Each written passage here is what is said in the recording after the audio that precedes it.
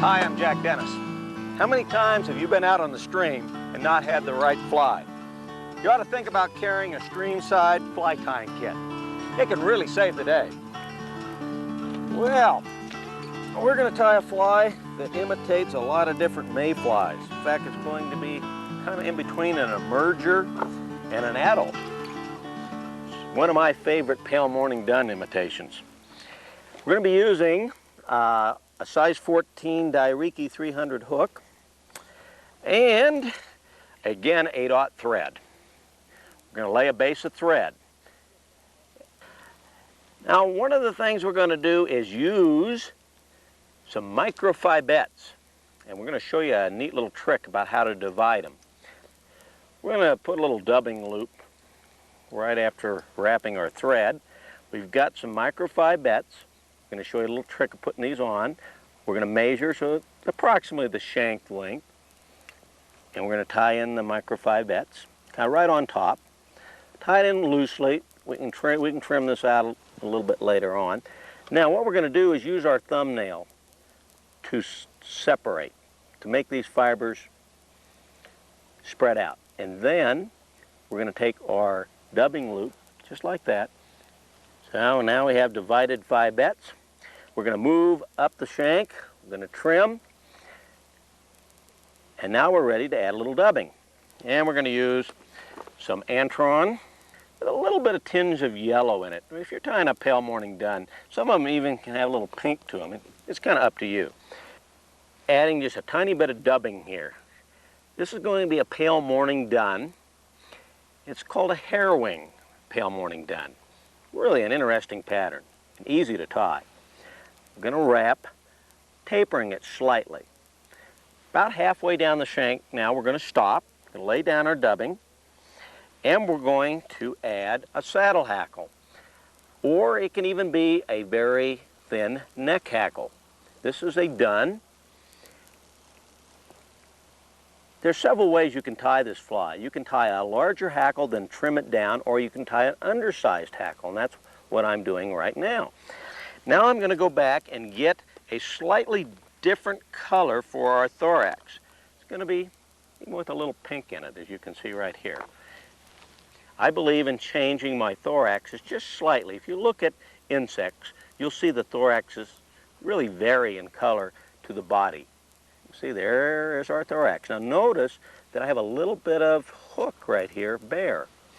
Now you on these long saddle hackles, you can actually wrap them just with your hands. You don't even need your hackle pliers. Notice that I've wrapped some hackle. You might say, my gosh, that's a lot of hackle.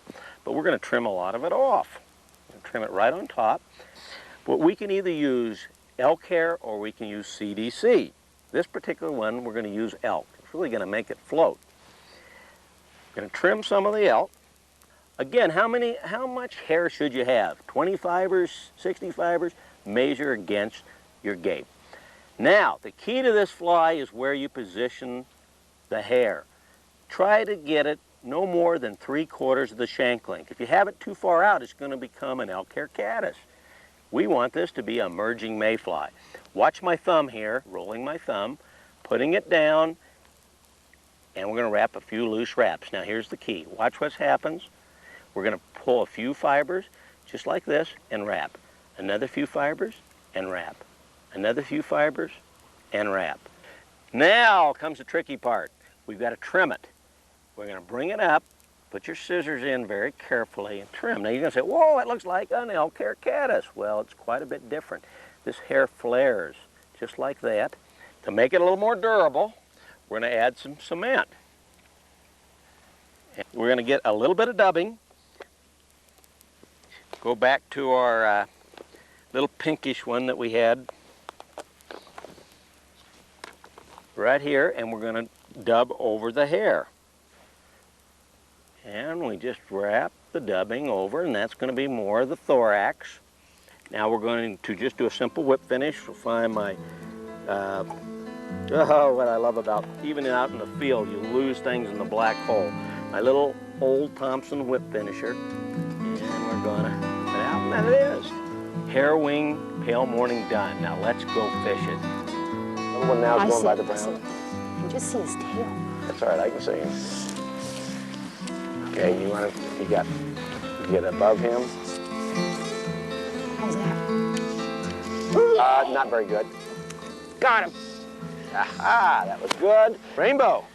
Boy, look at the size of that fish in this water. Good Lord. Who would have thought? You know what? I don't trust this fish. I kind of believe in Murphy's Law a lot, you know. Here?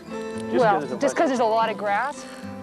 Come on now, out of there. Be trying that. These fish lull you into a false sense of security. I know it. He doesn't know he's been hooked yet. No, he doesn't.